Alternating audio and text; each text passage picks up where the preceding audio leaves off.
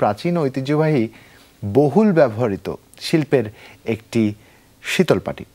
বর্তমান সময়ে চাঁদপুরের কচুয়া উপজেলায় 40টি পরিবার বিভিন্ন ডিজাইন ও সাইজের শীতলপাটি তৈরি করে থাকেন।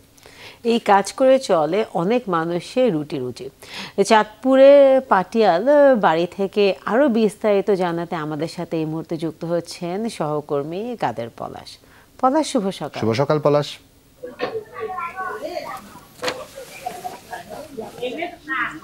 শুভ সকাল জুবাইরুনিয়া। চাঁদপুরের সংস্কৃতির একটা অংশ হচ্ছে এই শীতলপাটি। এ থেকে অনেকেরই জীবন চলে, জীবিকা চলে। আমরা এসেছি চাঁদপুরের কচুয়া উপজেলার করইয়া গ্রামে।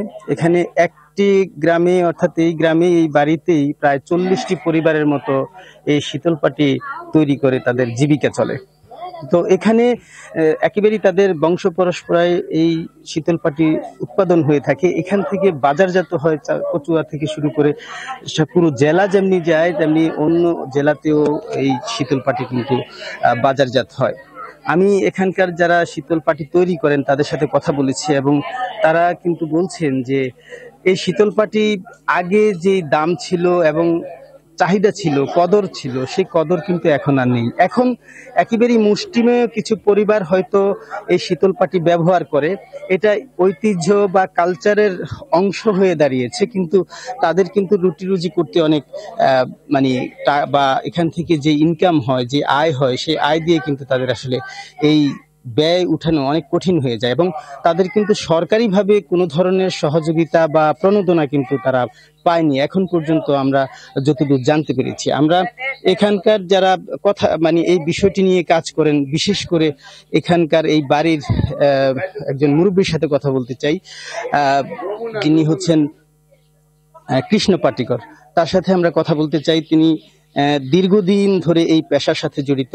এই পেশা দিয়ে তার জীবন জীবিকা চলেছে এবং তার যে সন্তান আছেন বা উত্তরসূরি আছেন তারা কিন্তু ইতিমধ্যে পেশা বদল করে ফেলেছে, কিন্তু তারা এই সংস্কৃতি, এই কালচারের অংশটা কিন্তু ধরে রেখেছে। আমরা একটু কথা বলতে চাই, কি ধরনের প্রতিবন্ধকতায় পড়ছেন আপনারা, বা এই যে আয় হয়, এই আয় দিয়ে কি আপনাদের জীবন সংসার চলে কিনা?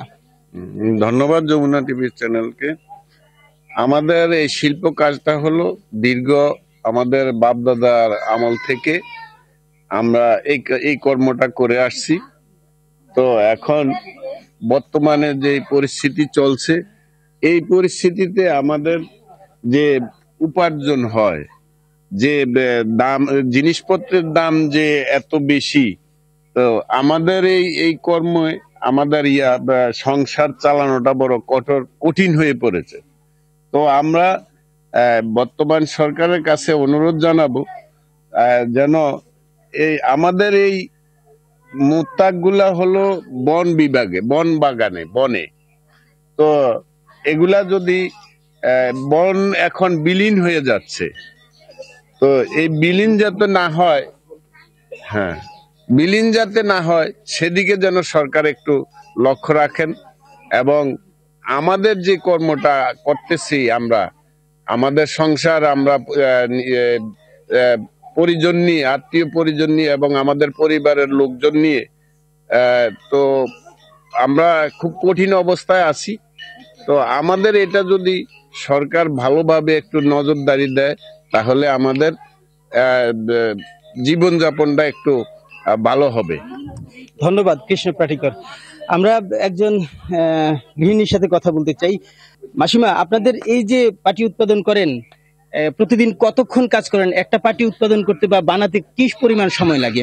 দুদিনে একটা পাটি হয় না, তো একটা পাটি তৈরি হয় না দুদিনে। আঙ্গ করলাম বড় কষ্ট। এই হিট মাজা লইয়া যায়, গেডি লইয়া যায়, চোখ গুনইয়া যায়। হ্যাঁ, আঙ্গ ফেটটা চলে না। তাহলে কেন এই কাজ করছেন? করি অনেক, আজিরে বইয়া থামনি বা উইয়া বইয়া থামনি, মাজা লইয়া যাক একদার থুইয়া আর একদার আমরা এই কাজটা করি। কত বিক্রি হয় একটা পাটি? একটা পাটি নিলে 160 টাকা, এই একটা পাটি 160 টাকা। এই আর মজুরি দিব নিলে 40 টাকা দিব মজুরি। এই কামাঙ্গ কেমনে আমরা কেমন করি আমরা এই দিন নেই, আর একটা দিন আমরা কাদাই বড় কষ্টে আমরা চলি করলাম। জুবাইর, বুঝতেই পারছেন আসলে একেবারেই অল্প পরিমাণে শ্রমমূল্য তারা পেয়ে থাকে। তো তারপরেও তারা কিন্তু এই আমাদের সংস্কৃতির অংশকে তারা মানে চর্চা করে চলেছে, যেটা আমাদের অর্থনীতিতেও ভূমিকা রাখছে, আমাদের সংস্কৃতির একটা অংশ হয়ে তারা কাজ করছে। এজন্য সরকারের তরফ থেকে যে তাদের যে দাবি, অর্থাৎ তাদেরকে আর্থিক প্রণোদনা বা আর্থিকভাবে কোনোভাবে কি সহযোগিতা করা যায়নি, এই বিষয়টি যাতে সরকার দৃষ্টি দেয়, এমনটাই দাবি জানিয়েছে এখানকার পাটিকররা। কাদের পলাশ, অসংখ্য ধন্যবাদ আমাদেরকে এরকম পাটিকরদের সাথে পরিচয় করানোর জন্য এবং তার সাথে বিনিদের সাথে তাদের কাজ আসলে এইরকম কাছে থেকে দেখবার জন্য।